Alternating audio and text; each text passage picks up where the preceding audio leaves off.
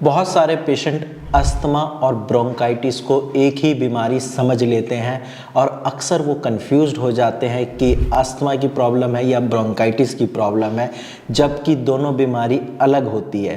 Hello and नमस्कार, मैं doctor Himanshu Parashar आज इस वीडियो में आपको बताऊंगा कि अस्थमा की प्रॉब्लम क्या होती है, ब्रोंकाइटिस की प्रॉब्लम क्या होती है और दोनों के साइन और सिम्टम्स क्या क्या होते हैं और दोनों में क्या क्या डिफरेंसेस होते हैं।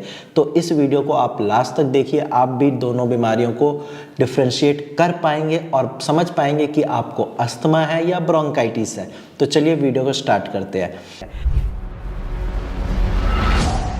सबसे पहले हम बात करते हैं अस्थमा के बारे में।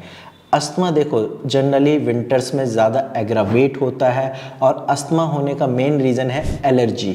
जी हाँ, यानी कि डस्ट से या फिर किसी स्मेल से, पॉलिन ग्रेन से, अगर इन चीज़ों से एलर्जी है तो फिर पेशेंट को अस्थमा की दिक्कत होने लगती है। अस्थमा में सूखी खांसी होती है, सीने में जकड़न रहती है और साथ में अस्थमा की प्रॉब्लम रात में ज़्यादा बढ़ती है।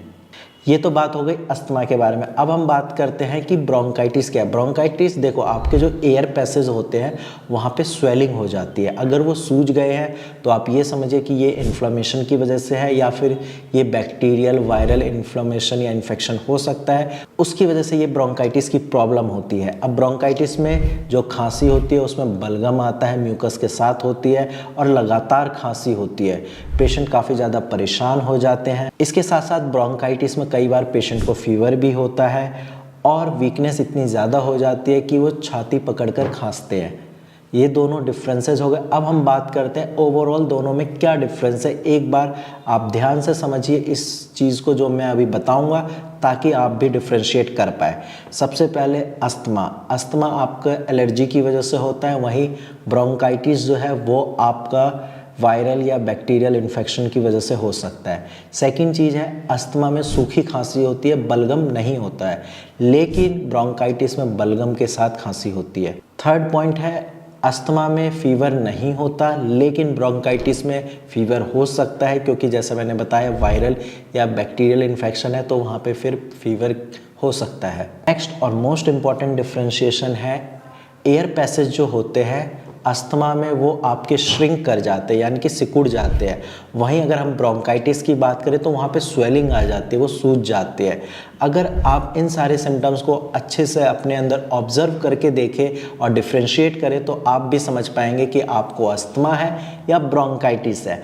बाकी कोई भी बीमारी हो, आपको कुछ चीज़ों का ज़रूर ध्यान रखना है, जैसे कि ठंडी चीज़ें नहीं लेनी है, आइसक्रीम, दही, ये सारी चीज़ें अवॉइड करनी है, ज़्यादा मिर्च, मसाले, तेल वाली चीज़ें नहीं खानी है और पॉल्यूशन से खुद को बचाना है। अगर आप इन सारी चीज़ों का ध्यान रखते हैं तो आप अपनी रेस्पिरेटरी प्रॉब्लम को कम कर सकते हैं, फिर चाहे वो अस्थमा हो या ब्रोंकाइटिस हो। बाकी अगर फिर भी आपकी दिक्कत ठीक नहीं हो रही और आप होम्योपैथिक मेडिसिन से अपनी प्रॉब्लम को जड़ से ठीक करना चाहते हैं तो उसके लिए नीचे दिए गए नंबर पर आप कॉल करके फ्री में कंसल्टेशन कर सकते हैं। आज की वीडियो में इतना ही, धन्यवाद।